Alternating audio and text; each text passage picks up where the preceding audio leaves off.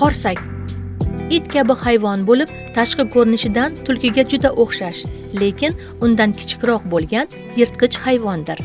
Bu jonivor asosan cho'l va adirlarda yashaydi.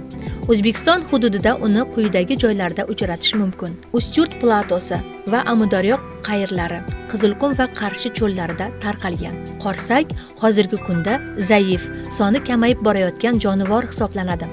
Uning yashash joylari bo'laklarga bo'lingan, ya'ni mozaik tarqalgan.